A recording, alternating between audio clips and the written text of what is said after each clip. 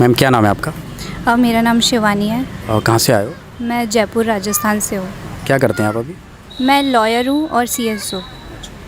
Ma'am आप एक चीज़ बताइए कि आप संत रामपाल जी के फॉलोअर्स हैं। आप जहाँ पे देखा जा रहा है कि हिसार में संत रामपाल जी जेल में हैं और हिसार में संत रामपाल जी के लिए हज़ारों लोग आ रहे हैं, तो क्या कारण है मैम आने का? संत रामपाल जी महाराज के लिए ऐसे ही इतने लोग नहीं आ रहे। संत रामपाल जी महाराज ने बहुत कुछ दिया है अपने भक्तों को।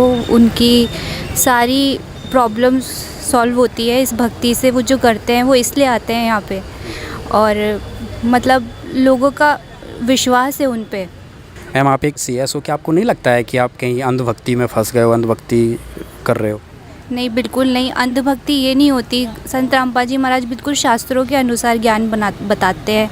उनका सत्संग आपने देखा हो तो वो सारे वेद खोल के हमें दिखाकर सारे प्रमाणों सहित बताते हैं। और गुरु को देखें तो वो हमें पाखंडवाद में ज़्यादा ले जाते हैं। कुछ भी कथा सुनाते हैं और कुछ भी हमें कर्मकांड करवाते हैं, फिर उनसे हमें लाभ नहीं होता, तो वो चीज़ ज़्यादा पाखंडवाद में आती है, वो ज़्यादा अंधभक्ति में आती है। संत रामपाल जी महाराज का ज्ञान बिल्कुल शास्त्र प्रमाणित है और इसलिए हमें लाभ भी हो रहा है। और आप कब संत रामपाल जी के शरण में आए थे? मैं 2005 में आई थी। 2005 में आए थे, मतलब काफ़ी लंबे समय से आप संत रामपाल जी। 2006 में भी एक कांड हुआ था। हाँ जी।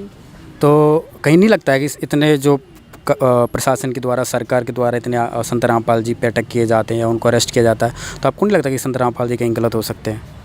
संत रामपाल जी महाराज बिल्कुल भी कहीं भी गलत नहीं है। उन्होंने जो और धर्म गुरुओं का ज्ञान लोगों के सामने उजागर किया है कि वो क्या कर रहे हैं, लोगों को कैसे फंसा रहे हैं, अंधभक्ति श्रद्धा में कैसे उनको डाल रहे हैं, संत रामपाल जी महाराज ने उनका खुलासा किया। उसकी वजह से उनको फंसाया जाता है हमेशा। 2006 में भी उनको फंसाया गया नकली धर्मगुरु आर्य समाजियों द्वारा, और 2014 में भी उनको इसी तरह ही फंसाया गया और चीज़ों में।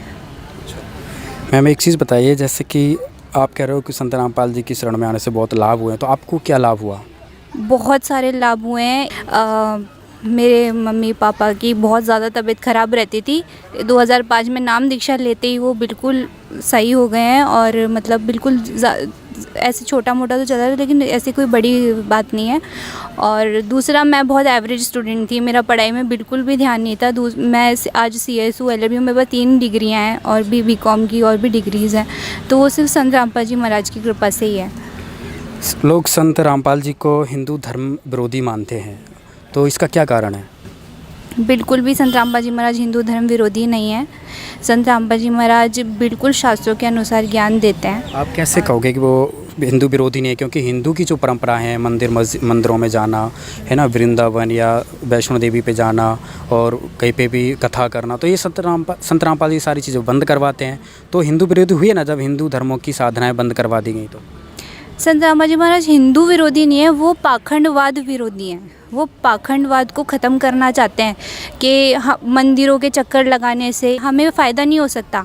हमें सिर्फ शास्त्र अनुसार भक्ति करने से फ़ायदा हो सकता है, पूर्ण गुरु बनाकर सतभक्ति करने से ही फ़ायदा हो सकता है। ऐसे हमें फ़ायदा नहीं हो सकता। हमारे शास्त्र प्रमाण है इस चीज़ के लिए। तो संत रामपाल जी महाराज इसी के अनुसार हमें साधना बता रहे हैं, और इससे लोगों को लाभ भी हो रहे हैं, बहुत लाभ हो रहे हैं। क्या ये सही है कि जो ब्रह्मा विष्णु महेश हैं ये भगवान नहीं है, संत रामपाल जी इनकी पूजा नहीं करवाते हैं, बंद करवा देते हैं? ब्रह्मा विष्णु महेश भगवान है, लेकिन वो अपने स्तर के भगवान है। संत रामपाल जी महाराज उनके ऊपर का ज्ञान दे रहे हैं। उनसे ऊपर भी जो गीता में प्रमाण है, क्षर पुरुष, अक्षर पुरुष, परम अक्षर पुरुष, तो परम अक्षर पुरुष का ज्ञान दे रहे हो। अगर हम उनकी भक्ति करेंगे तो इनसे आने वाले लाभ ऑटोमेटिकली हमारे जीवन में आएंगे। आप कभी मुस्लिम धर्म के बारे में विरोध करते हुए नहीं दिखते हो? जितना भी है हिंदू धर्म का ही सोशल मीडिया पे या कहीं पे भी जो आपके स्क्रिप्चर्स हैं उनमें ऐसे ही लिखा हुआ है, तो मुसलमान धर्म के बारे में आप कभी क्यों नहीं बोलते हो? बिल्कुल बोलते हैं, मुसलमान धर्म के बारे में भी बोलते हैं। जैसे मांस खाना और नमाज वगैरह, रोज़े रखना, इन सब के बारे में बोलते हैं। बिल्कुल बोलते हैं। लोगों को हिंदुओं का दिखता है, मुसलमानों को मुसलमानों का दिखता है। फ़र्क सिर्फ इतना है। जी। दोनों के बारे में बोलते हैं। जो भी गलत धारणा चल रही है, दोनों सभी चीज़ों के बारे में, हर धर्म के अंदर पाखंडवाद ख़त्म कर रहे हैं संत रामपाल जी महाराज। जी। मेरा अगला सवाल ये है कि जो लोग आज नास्तिक हो रहे हैं, संत रामपाल जी का ज्ञान नहीं समझ रहे हैं, या फिर जो बिल्कुल भी स्पिरिचुअलिटी में विश्वास नहीं करते हैं, तो ऐसे लोगों के लिए क्या कहेंगे? आखिर वो क्यों नास्तिकता की तरफ जा रहा है? इसके पीछे कौन दोषी है, कौन जिम्मेदार है? इसके पीछे सबसे ज़्यादा तो पश्चिमी प्रवृत्ति को मैं मानती हूँ। वेस्टर्न इन्फ्लुएंस बहुत ज़्यादा है हमारे अंदर। हम लोग साइंस में ज़्यादा विश्वास करने लग गए हैं, लेकिन हम भूल जाते हैं कि आज साइंस को बनाने वाला भी भगवान है, हम सबको बनाने वाला भी। आज भी बहुत सारी ऐसी चीज़ें जो साइंस नहीं बना सकती। तो ये इस सब का कारण ये है कि आज लोग हैं मतलब हमारी भारतीय संस्कृति को भूल रहे हैं। हमें वो चीज़ वापस से लानी होगी, हमें हमारी जो हमारे वेद शास्त्र है उनके अनुसार वापस से पूजा स्टार्ट करनी होगी। मतलब बिल्कुल हमारी संस्कृति में हमें वापस जाना होगा। तो ये चीज़ हमारे लिए बहुत ज़रूरी है। ये हमें आस्तिकता की तरफ ले जाएगी और बाकी जो भी क्राइम वगैरह सब होते हैं उन सब का नाश इन्हीं से हो सकता है। जो लोग आज भी देखने को मिल रहा है, जैसे कि अगस्त का जुलाई अगस्त चल रहा है, इसमें लोग कांवड़िया करते हैं, बकरीद भी मनाई जाएंगी। हाँ। और भी कई साधनाएं करते हैं, तो इनके बारे में क्या कहेंगे? क्या ये सही कर रहे हैं या फिर इनको क्या करना चाहिए? ये बिल्कुल गलत है। किसी जीव को मार के खाना बिल्कुल गलत है। भगवान इससे कभी खुश नहीं हो सकता। ये चीज़ तो बिल्कुल बंद करनी चाहिए, चाहे हिंदू हो या चाहे मुसलमान। ये चीज़ बिल्कुल ही गलत है। ये हमारी आत्मा जानती है ये चीज़ गलत है। इसको तो कोई किसी चीज़ से प्रमाणित करने की भी बात नहीं है। जैसा कि संत रामपाल जी के सिस्टम में देखा गया है कि जो मैरिज होती है वो 17 मिनट में शादी हो जाती है।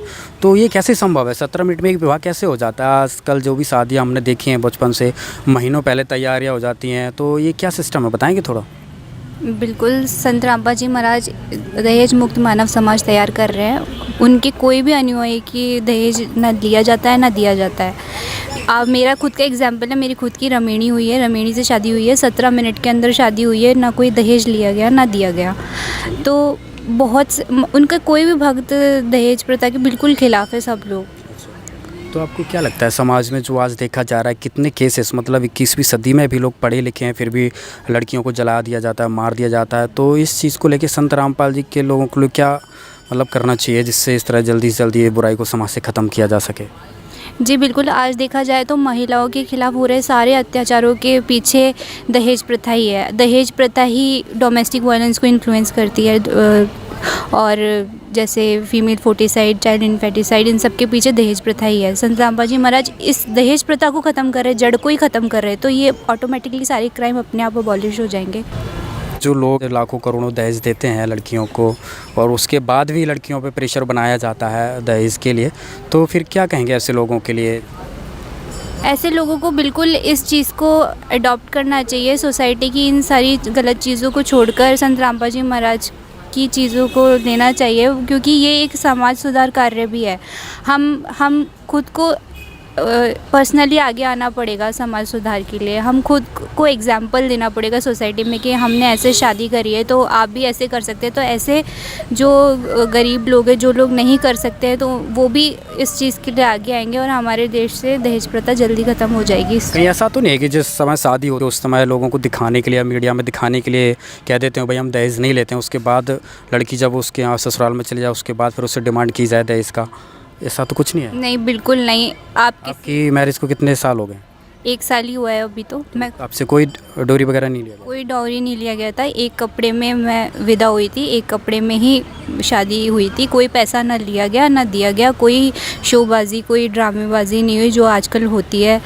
और संत रामपाल जी महाराज की किसी भी अनुयायी को आप कहीं से भी लाकर पूछ सकते कि क्या दहेज लिया जाता है, दिया। आप किसी से भी जाके जांच पड़ताल कर सकते हैं। बिल्कुल 1 पैसा दहेज नहीं दिया जाता। जी, बहुत बहुत धन्यवाद। धन्यवाद।